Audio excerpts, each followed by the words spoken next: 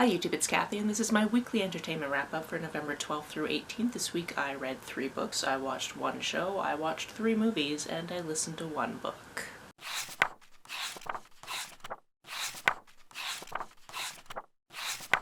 If by chance you missed it, I put up my TBR for the next round of the Queer Lit Readathon, and that will be linked down below so you can click over to that once you've watched this video. First this week I finished The Will to Change by Bell Hooks. This is something that is often recommended by Rachel over at Reads with Rachel, and I figured I should finally pick it up. This is a feminist text about men and masculinity and how that fits into feminism and how men are also hurt by patriarchy. And it's also written in a very academic fashion, so I found it a little bit difficult to get through just because I'm not used to reading that type of text. However, it was all very informative material. This was originally published in 2004, so there are some dated references. And as an aside, something that always astounds me is coming across references to She Who Shall Not Be Named and her whole wizarding universe in random books like this, because I honestly didn't get the hype about that franchise. Like, I didn't actually read that franchise until I was sitting on an island in the middle of the Mediterranean,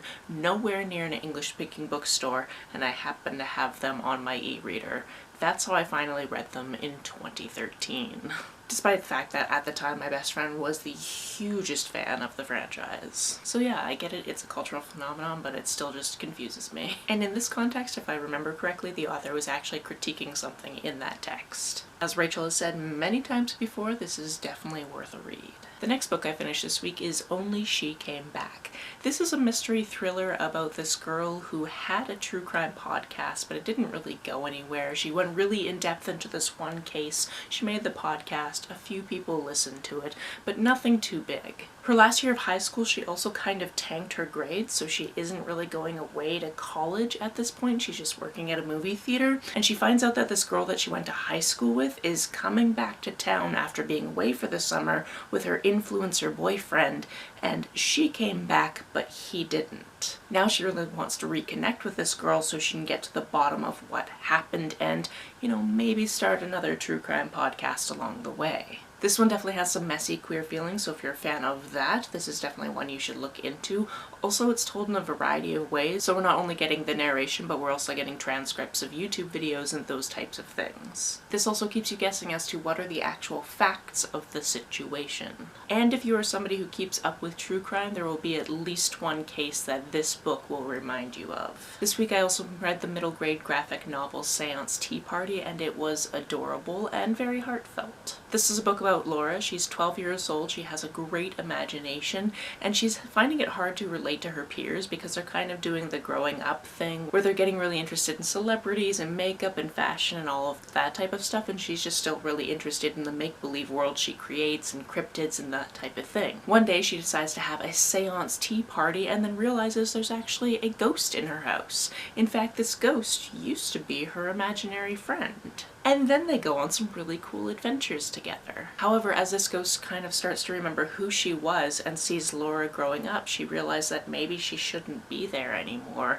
and there's this whole reckoning to do with that. The art was really adorable, and I definitely recommend this one. As for the one show I watched this week, it was more than 2 seasons of Taskmaster. I've talked about this in my last couple of weekly wrap-ups. Basically, Taskmaster is a show where there are 5 comedians and they are all given these ridiculous tasks to do, and then they are scored based on how they did on these tasks. We watched the entirety of Season 3, the entirety of Season 4, and the first couple of episodes of Season 5. As a side note, I was really excited to see Noel Fielding in Season 4 because I know him from The Mighty Boosh, and I know him from the IT Crowd, and then of course more recently I know him from one of the bake-offs. I can't remember if he was a Canadian host or if he was a British host, or he was the host of one of those anyway. Whether or not it was Bake Off or Baking Show, depending on where they were. Because copyrights. In any case, he's a very random man and obviously a good pick for a show like this. On to the movies we watched this week. The first one I would not recommend to you, and that is called 30 Minutes or Less.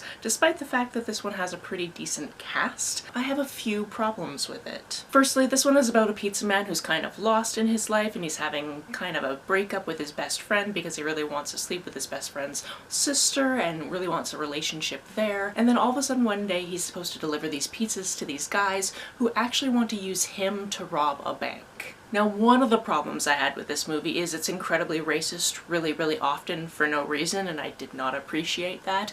And then secondly, this actually happened to a guy, and by that I mean there was a man by the name of Brian Wells. He did work as a pizza delivery man. He was kidnapped by a couple of people, a bomb put on him, and told to go rob a bank. This was a situation that actually happened, and it ended in tragedy. So to see it retold in this comedy format is not something I really appreciated.